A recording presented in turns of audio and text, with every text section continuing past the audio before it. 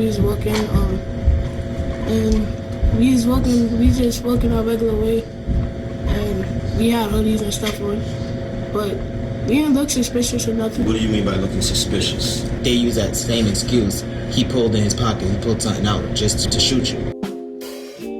I don't understand why he had the right to shoot him. Just because he had a hood on. Maybe that could happen to me.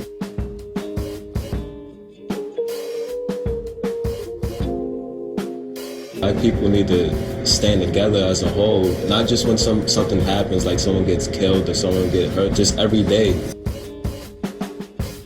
It's just how they depict black men. They zero in on one race and think that race is bad. They won't stop to give you a survey and see how smart you are. They're gonna frisk you, put you on the floor, and throw handcuffs on you.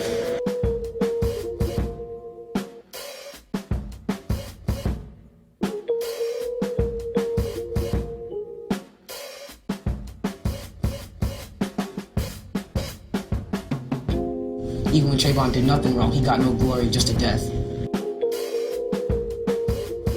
What do you think will help to change this? I would like to hear all y'all respond to that. What do we do? Let's start from the top.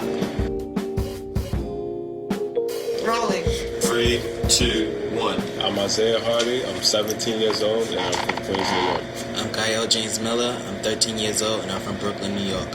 I'm Zidon Musson, 13 years old, from Brooklyn, New York. I'm Jose Melendez, I'm 14, and I'm from Brooklyn, New York. Perkins, 9, from Brooklyn, New York. I'm Elijah Hardy, 13 years old, and from Queens, New York. I'm Houston Guerra, I'm 13 years old, and I'm from Brooklyn, New York. I'm Corey Rice, I'm 17 years old, I'm from East New York, Brooklyn. My name is Tariq Joseph, I'm 15, and I'm from Brooklyn, New York. I want to ask each of you, and I want you to jump in. I want everyone to speak here, all right? When did you first hear about the Trayvon Martin situation? How did you hear about it? I heard it in my school, St. International Academy. When it first happened, we had an open discussion about it. And when I found out about it, it was pretty devastating, but it's similar to different cases that happened to African American people. Yeah, it was on the internet, I heard about it. Heard it on the news, and they were saying how the man is still not in prison yet. I heard about it a week after it happened. My mom told me about it. My music teacher was telling me about it. He told me that he was coming from Trayvon Martin shot. I heard about it on the news. I also heard it on the news too. I learned about it from my mom, and also there was a big meeting on Facebook also about how you feel about it. And I felt pretty bad about how this was happening to her, only because he was black and because the guy was suspicious. Until this Trayvon Martin situation happened, did y'all ever think about being a black or Latino male and wondering if because you look a certain way or dress a certain way or in the wrong neighborhood at a certain time that this could happen to you? Did you ever think about this before this case? Yes. Can y'all talk about that? I thought about it. Nice and loud, fellas. I think it was late last year or early last year, the whole Sean Bell case. That kind of frightened me a little bit. The police are supposed to protect us, but somehow when they're around, you get that fake fear. You don't want to look suspicious or do anything to get you, looks at you in a way. So even when they're around, you're supposed to be feel safe around them, yet every time you get near them, you get a little tense. So I don't reach in my pockets. I just look straight. I go on my way. So you're at 15, you're already thinking like that. So what does looking suspicious mean? I want all of you to answer the question, but I'm just curious. Can I ask you, what do you mean by looking suspicious? I'm giving them eye contact overall. So you should make eye contact They with might feel someone. intimidated, and just might feel maybe you do have something, or if you don't, we still need to, check you out anyway. So where do your eyes go if you don't make eye contact? Not my pockets, but to the floor. Or I look up, or maybe I just pull out my phone just for the fun of it and look at it. You never thought that pulling your phone might be considered you pulling out a weapon?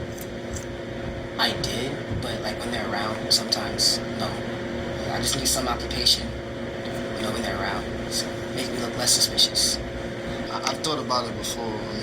Getting stopped in my neighborhood and frisked, and saying if it's late at night, I remember a time when I was stopped and the cop actually pulled out his gun because I was on the other side of a tree and we hopped out. And I thought about it for a while, maybe that could happen to me when it happened. So yeah. When he pulled out his gun, how did you feel, Corey? They're not playing. That's how I felt. Did he frisk you? Did he put you on the ground? Anything like that? He frisked me and then just left. I also got first. For me, How my old are you? friend, 13, And how old were you got first? 12. Okay. Me and my friend, we was walking, and we just walking our regular way, and we had hoodies and stuff on, but we didn't look suspicious or nothing, but we walked by these cops and we got pulled over and they frisked us for no reason, but yeah, I felt kind of scared and shook, but they frisked us and then they rode us around. You were put in a cop car Mm-hmm. at 12 years old. Yep. Did you know where they were taking you? Did you have a cell phone? Were you able to call anybody? Nothing. How did it end? I mean, they rode us around. We like, you can't be walking around the streets and stuff.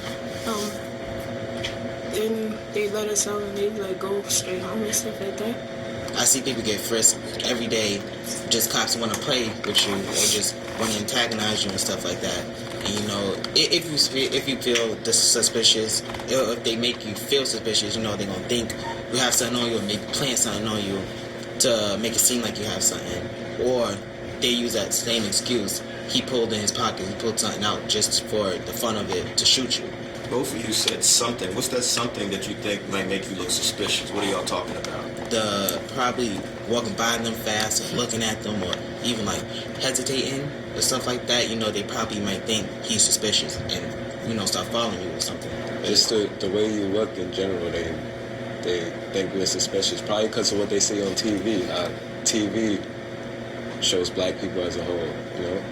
Now I'm looking at all y'all, with the exception of Corey, all y'all got on what we call urban gear. Are you saying that's the reason for you to be stopped and frisked and talk about it a little bit? Sometimes a cop or a police officer will look at you like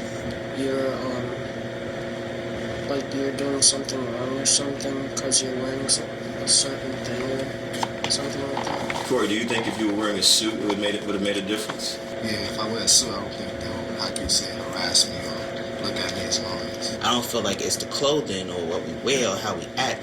It's just how they depict black men, period. When you even pass a cop, they'll think you'll do something bad, so they'll probably take out a taser or a gun, and then they'll probably lie and say, I didn't shoot him, he shot himself. While stupid. And how old are you again? 9, turning 10. Turning 10. And so, why do you know all this at 9 years old? When did you start thinking about all this stuff and hearing about this stuff so early? When I was watching the news and documents came up about people getting shot. How does it make you feel as a little boy, hearing this kind of stuff and seeing people like you happening to? Mad. What do you think will help to change this? I want all of you to respond. How do we change this situation? Because we know in New York City, in 2011, 683,000 young people were stopped and frisked. The vast majority were Black and Latino males. Do y'all realize that? How do we change this? I would like to hear all of y'all respond to that. What do we do? And what do you want adults to do? And what can y'all do?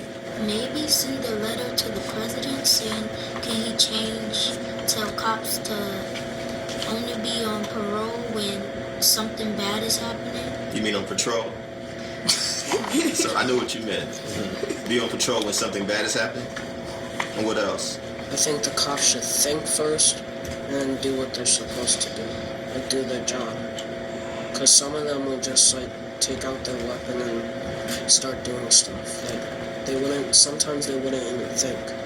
I think that we should take weapons from cops, like guns, from cops, period. Just take guns from cops, because they're regular people also, and they go through problems and every day also, and they would, one day they probably not having a good day and they black on people and they shoot people and do whatever.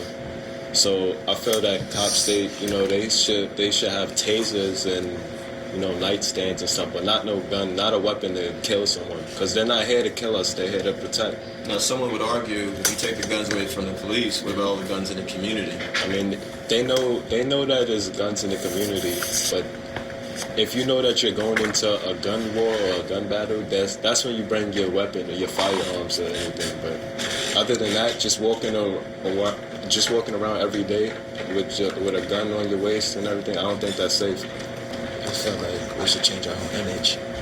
We who? We as black people, as he just said, you know, we're wearing the baggy pants, hoodies and stuff like that. If that's the reason why we get frisked and that's the reason why we get stopped, then why won't we change it? Why can't we change our image to better ourselves? So are you saying to me that Trayvon Martin got shot because he was wearing a hoodie? Basically because he looked suspicious. And the image was already out. Us as black people, as, you know, suspicious. On TV, you see black people acting crazy, they drink, they smoke, they this. Are we the only people that do that? Yeah, no, we're not the only people, but that's the only thing that the media push. I don't think that we should change what we wear, because that's our style. That's that's how we express ourselves. We shouldn't change how we act and who we are. Just because they say it's wrong, that doesn't mean that it's wrong. And what needs to change then? Black people need to stand together as a whole, not just when something happens, like someone gets killed or someone get hurt. They need to just every day, they need to support each other and be out here. Everybody is separated, so I just have a question. If you wouldn't change the way, your clothing, your image, and just if you were changing, you wouldn't get frisked, that's a good thing. But if you still continue to do it and you get frisked, you keep on getting stopped, why would you not change it? Because that's giving in, that's changing because someone's forcing you. That's not how black people made it in the world, by giving in and doing what they tell us isn't right. I think cops should stop basing black people on stereotypes and more think maybe they shouldn't stop them first, because I've learned that a lot of weapons actually been taken off the street because of that.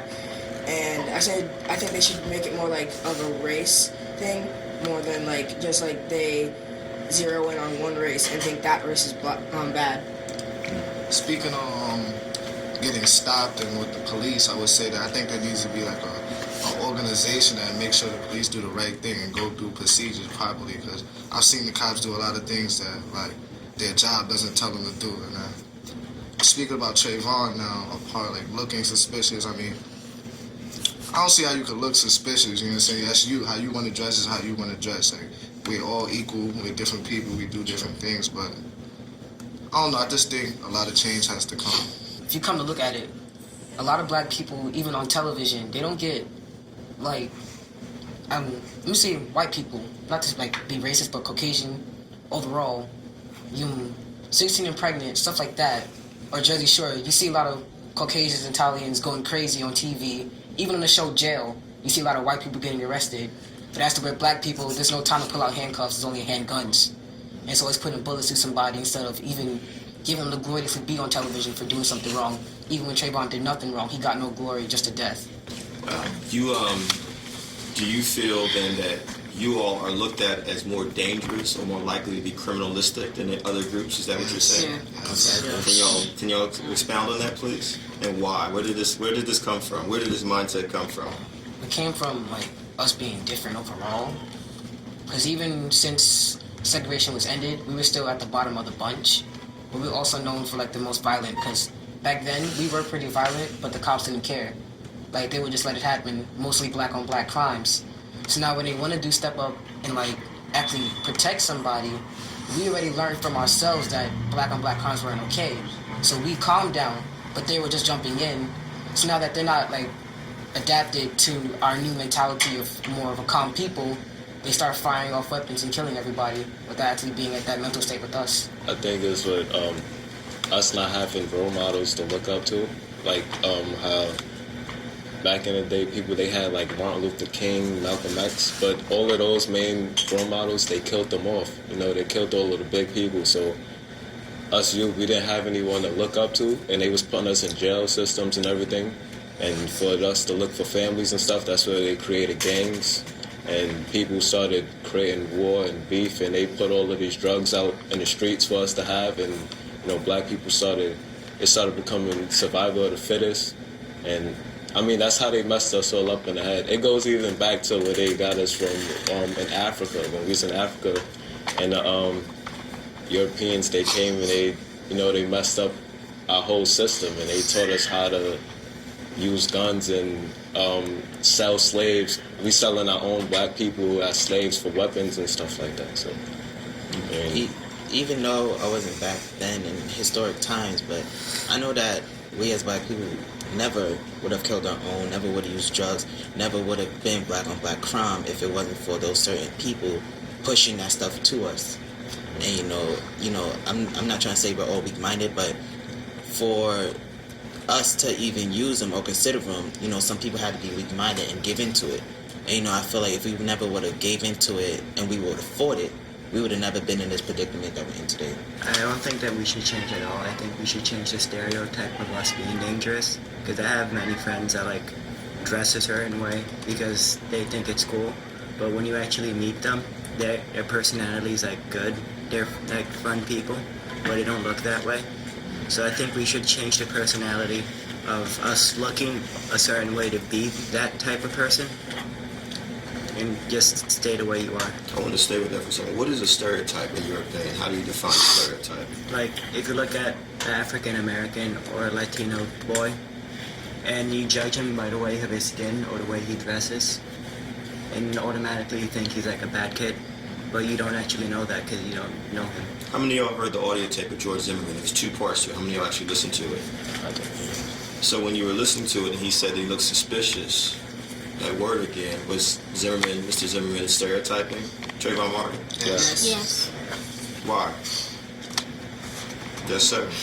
Because when you call the cops on a boy when he puts his hood on when it was raining and he has a bag of Skittles and an iced tea, that doesn't mean that he's a stereotype and he looks suspicious just because he had a hood on. He called the police, and the police told him they'll take it from there. And he kept on following Trayvon. And I think that was just messed up. If you listen closely and if you were really focused, you will notice that there was a certain amount of calls explaining the same thing. There's an African American boy outside. He's hurt. He got shot. You hear him yelling, "Help! Help!" If it took almost like 20 calls, and all of them same calls said somebody will be there in a minute, somebody will be in a minute. Nobody came soon enough. You know, and I feel if it was somebody else, different color, maybe. I'm not trying to be, you know, in that group or anything. I'm just trying to say they would have probably rushed there faster. But if, you know, all them calls, they said somebody would be there and nobody came. If it was like maybe like a white kid or something, like with a hoodie, they probably wouldn't really do anything. I mean, but then they look at black people and Latino people like we're violent and everything, and the way we probably dress, they think like they like probably attack us or something. I don't understand why he wasn't even like a cop. He was just a neighborhood guard, like not even a guard, like just a neighborhood watch. I don't understand why he had the right to shoot him. Why did he have a gun at all?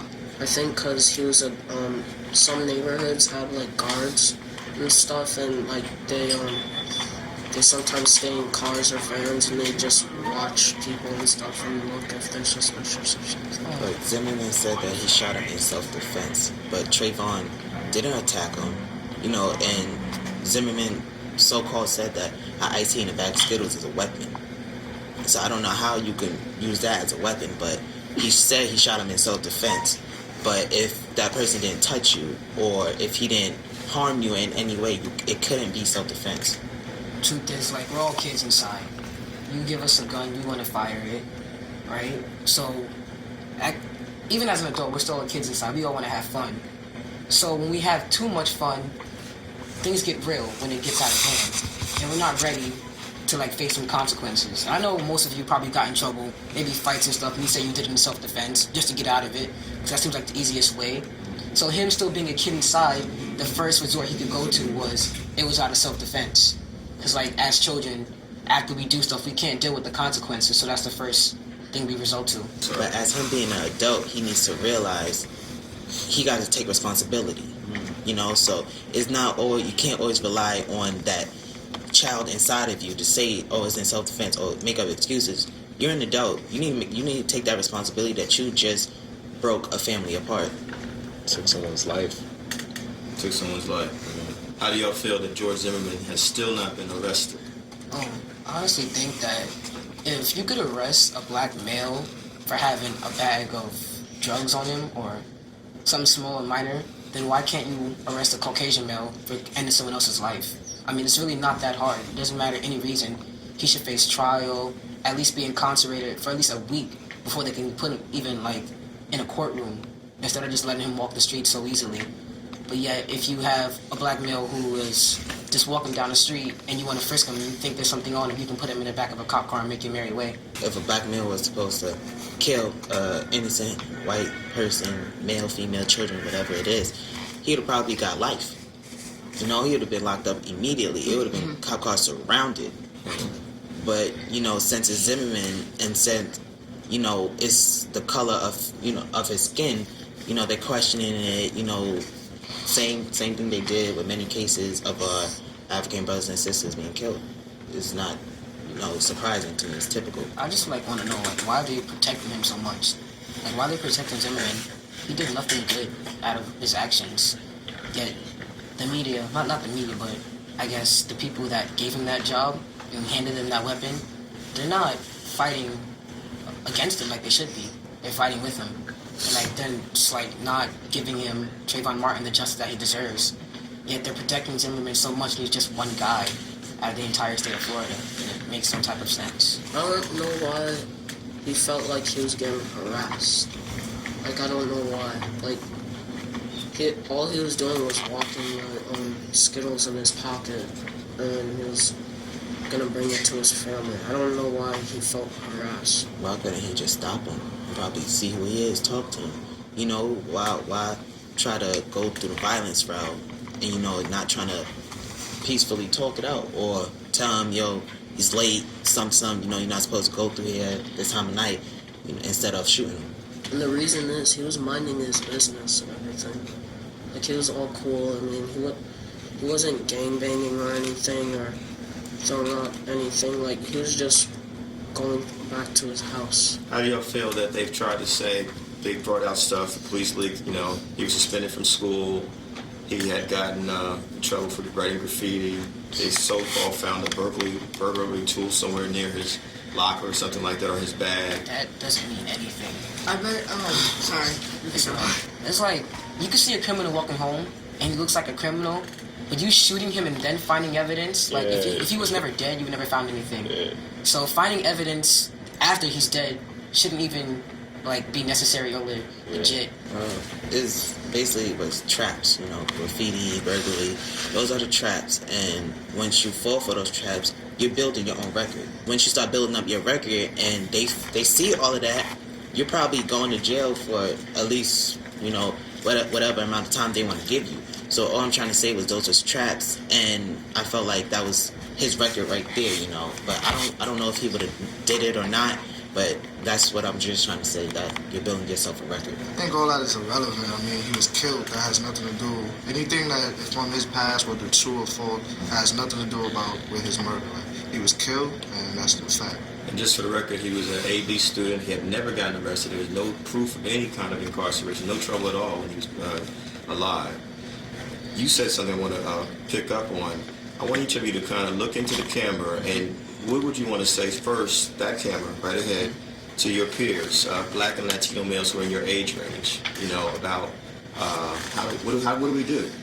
Well, what do you think about, right? All I just want to say is that, you know, us today as the new generation, I just want to say we got to pick up for what our forefathers left us and then take it forth from there. You know, create a future for our next children and their children's children so that, you know, this race will never die. You know, we would still be around. We would still come and we will rise up. That's just what I want to say to my peers and to fellow people. You got to say something. Man. Let's look into the camera, sir. All right.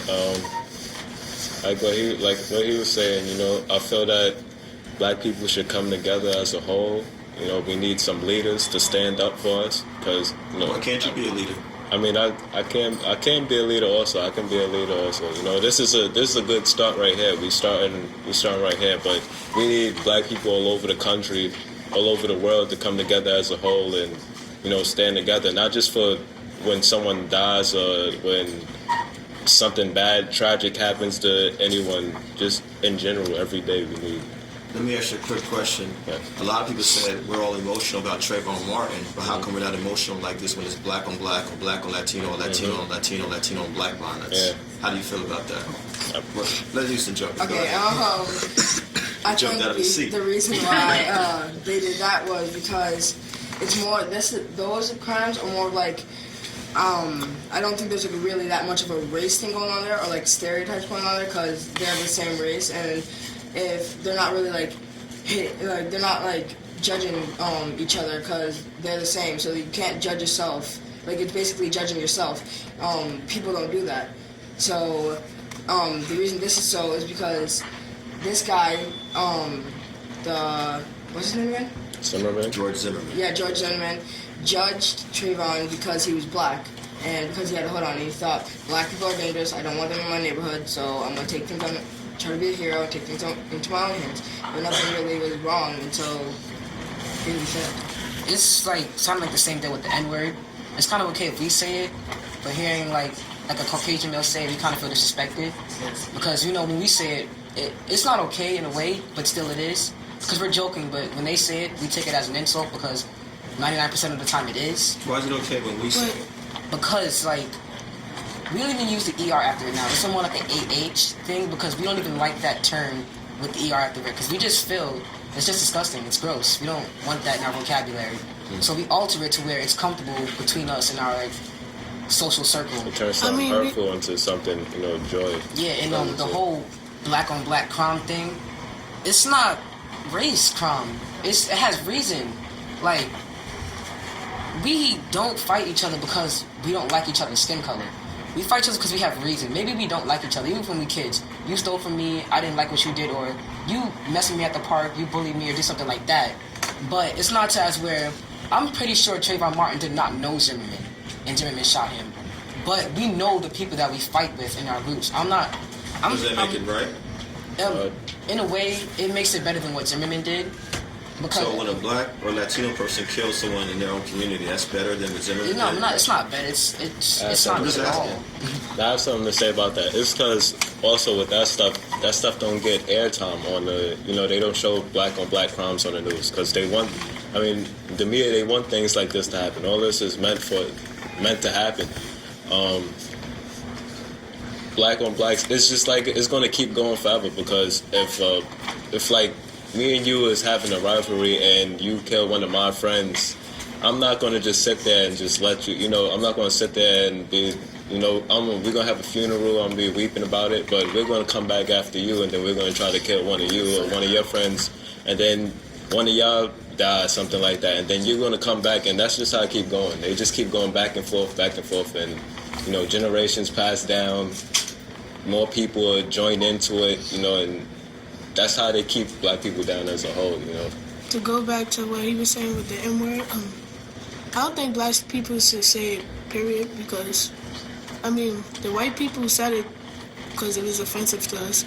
They wanted us to get mad and fight each other because, I mean, fight them and fight back and stuff, but we shouldn't say the N-word, period. That's my whole point. The black on black crime, you know, it would have never been black on black crime if they would have never got into our heads the way that they did. They would have never put that image of, oh, he's going to do this, so you need to kill him, not kill us. That's what they tried to do. They tried to turn us against each other instead of turning us against them. The real people who was coming in and attacking us, killing our women, children, men, and stuff like that. So, speaking on the black on black crime, it would have never been that if we would have never been, you know, given that image. And just to go back on the N-word, I still feel it's not a good thing to say because, you know, that was something that Europeans did to, you know, make us feel some type of certain way, you know, make our low self-esteem low or stuff like that. But it didn't, you know? And the N-word, it, you know, even if I say it to him joking around, it's still offensive even if you're in a playful mode because of the history behind it. So, sorry to cut you off. I think the meaning behind the word today and how the kids use it is what we learn from the TV. Like you see a hip hop song, what's good? Yeah, that's what I was gonna say. You know what I'm saying? So I feel the word has changed in our, how can you say, thinking. Like we feel, yeah, that's my end. You understand what I'm saying? That's how we use it. But back, like I say, 40, 50 years ago, it was a different meaning for the word, and that's all that's like people are focusing on. It's like we think it's something that's different, and it's different. Like different people have different meanings for the word. That's just how it's going. That's how it's going. Why not call each other brother or sister? Is it corny to y'all? Hey, it sound. You do that? Okay. Yeah, I mean, yeah, you could say it sounds corny. It don't. Okay. It don't. Fair enough. Yeah, it don't. It doesn't flow. Generation? Yeah, it doesn't flow as good as the N word flows. But the N word just flows. Yeah, I mean, it just flows because we so used to it. Like what he said with hip hop. That's why we use it now with the media. What they show. That's the only thing they put on TV for us to watch.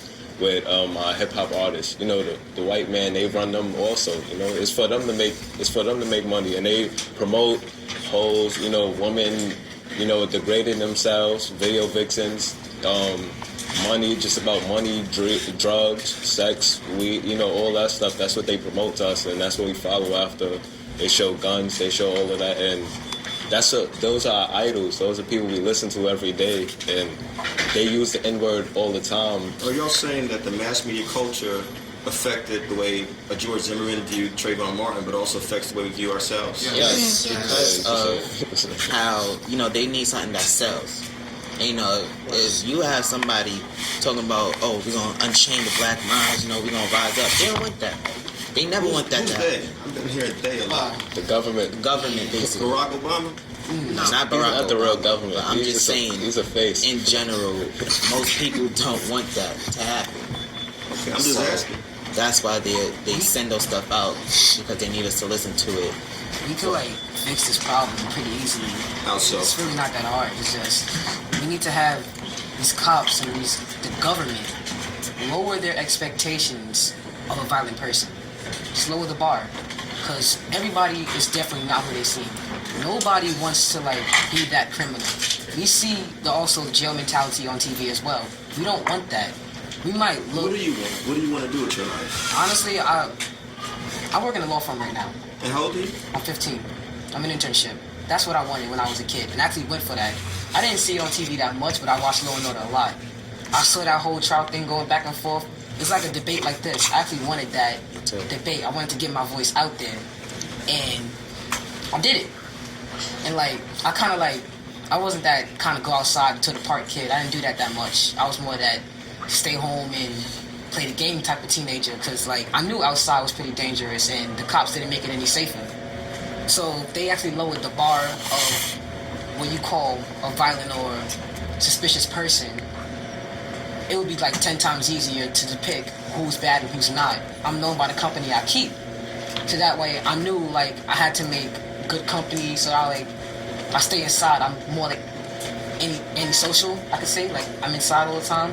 Because I know like if a cop sees me with a bad group of people, then we're all going down together. Because one too many black people in one place is gonna look suspicious no matter how you look at it. Because of the way the society is? Yes. So basically you're saying... Wait, I want to get the old man to say something. How do you feel, sir, sitting here, listening to all of this? I feel like if George Zimmerman can get away with it, then let's see how it goes with many other criminals. Black, white, Latino, anything, Chinese, Spanish. Then let's see if we can pass it by when George Zimmerman can get away with it. What do you think should happen to George Zimmerman? I think they should have people watch him. Do y'all know about other cases like Marley Graham in the Bronx? Have y'all heard about that? Or Mr. Chamberlain Sr. up in Westchester? You heard about that? 68-year-old man who was a Marine? Who was killed last November? No, nothing happens. There's a lot. Y'all have heard of Emmett Till? Yes. Y'all heard of the Scottsboro Boys? Yes. Yes, I heard of him. Oscar Grant? Yes. Sean Bell? Yes. Amadou Diallo? Yes. Now you see, this is covering about 80 years. And if we go back 100 years, what was going on with trees in this country? What was it called? What was it called? So what are we going to do to make this thing change?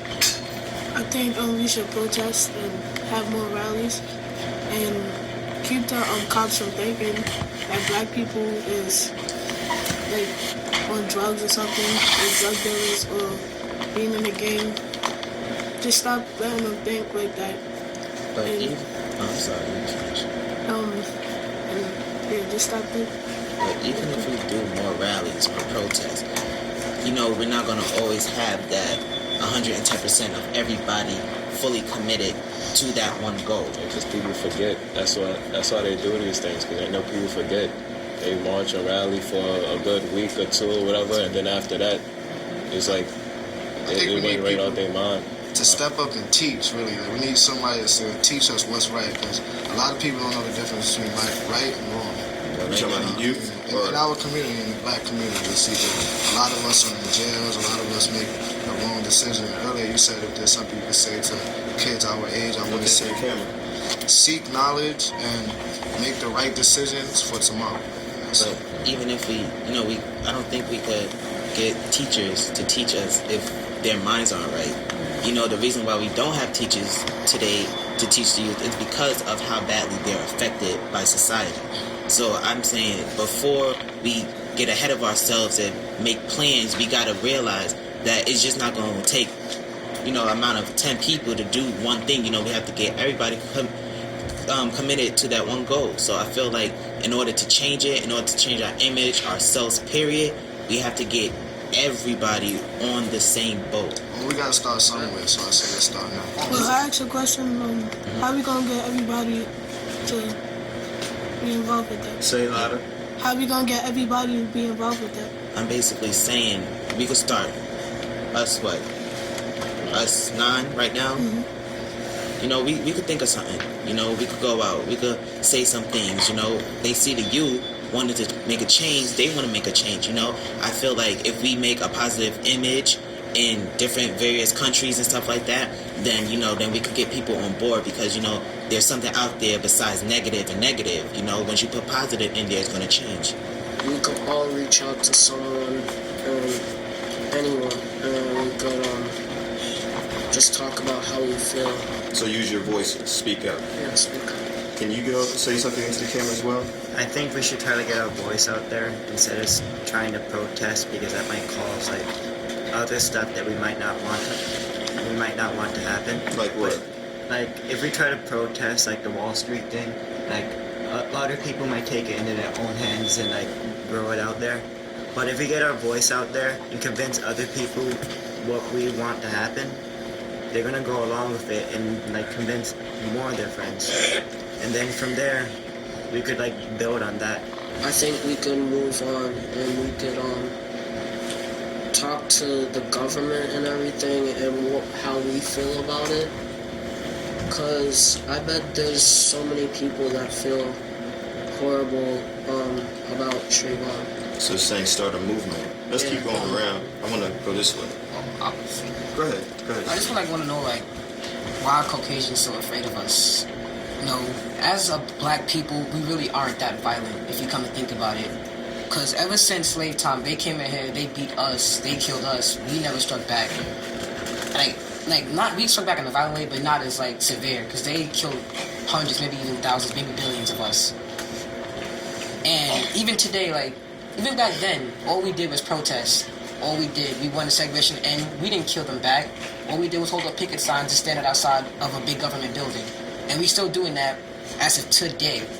And I think they're so afraid of us that since we haven't struck back over those thousands and thousands of years, what if we do it right now? What if we do it tomorrow? Because they've been killing us ever since, like, I guess our existence. Or since, like, time and stuff started to matter. America was created. Yeah. They, like, the Caucasian people overall, which is very violent. The whole European thing, they came to America and started killing people. Killing was all they knew.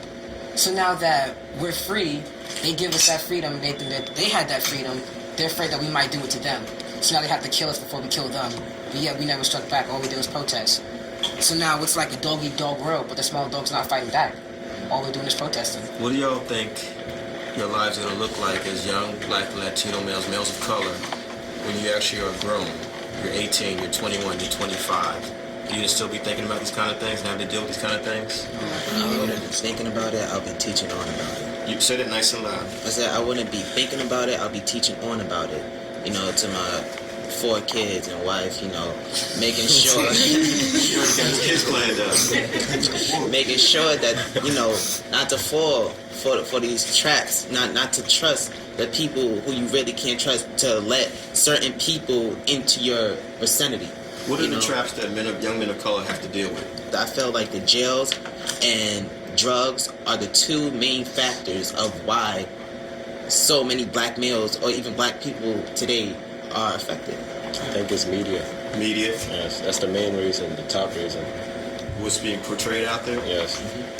So how important is education for all of y'all? Very important. It is important. Really? Yes. Well, You want to speak on that? I think education is very important because, well, if you're ignorant, you're gonna go by other people's opinions and not your own. But like, knowledge is power. The more you know, the more you can stand up for yourself and the people around you. Is it just education in school, or what is education? It's education in school and out of school. Because in school they teach you about what they know. But out of school you can learn from your peers and like your family. Also, you need to have street smarts. That's the main factor as well. You need to learn how to act in the street, when to do it, when to do this, when to do that. Because if you're just going out there and doing anything, that's a reason why you should get stopped. So that's what I'm saying. We all need to have street smarts in order for us not to get frisked, or in order for us to not to get stopped and talked to or put in the back of the cop car. I want to ask this though. People have said, look, Trayvon went to school, he was an AB student, he's dead.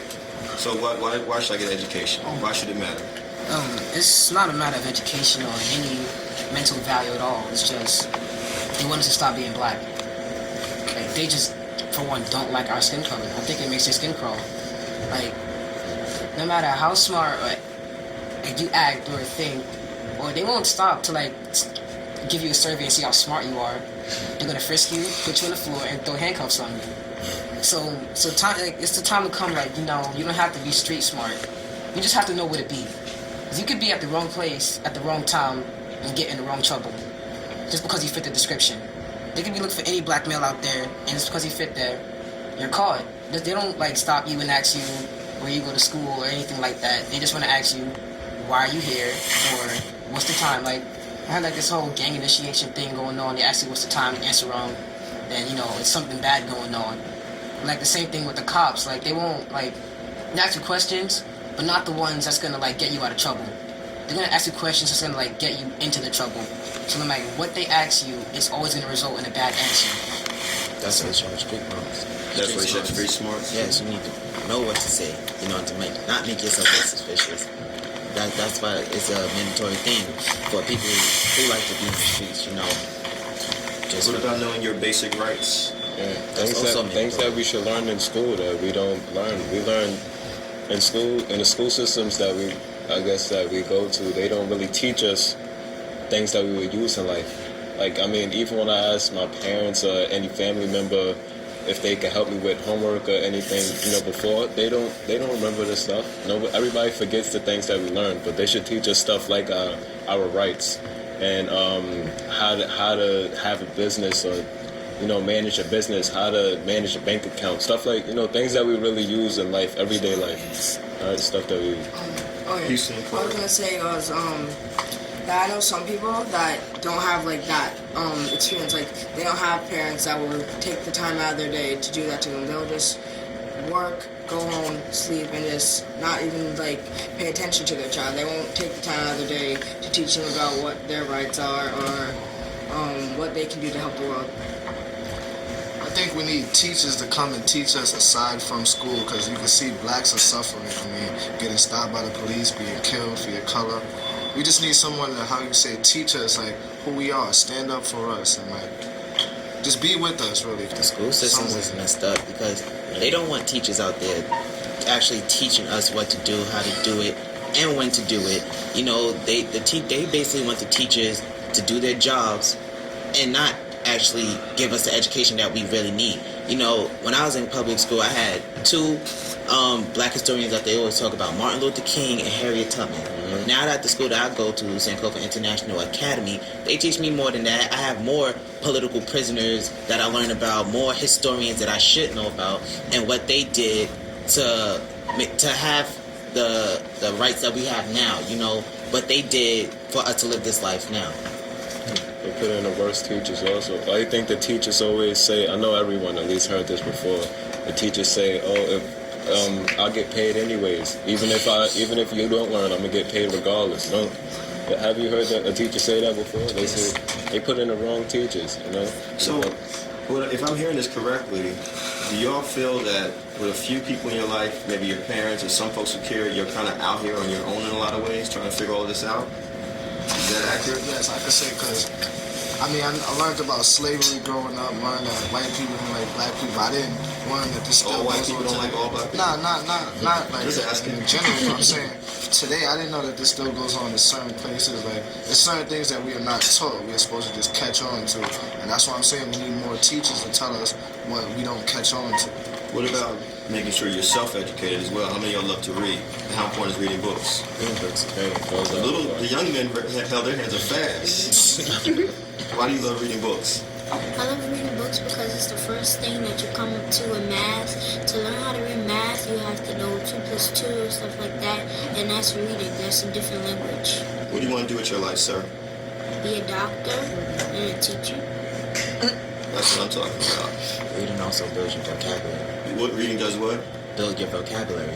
It also could teach you too. We got to wrap this up, but I want you to look in that camera. Talk about how you feel feeling sitting here. What do you want to see happen in this country, in this world, going forward? I want to see that since we have a black president, can President Obama stand up for his own people? Can he go around the world, see different cases, and bring us as black kids with him, so we can build a better life and have different people around the world see us and see what we're going through inside of America.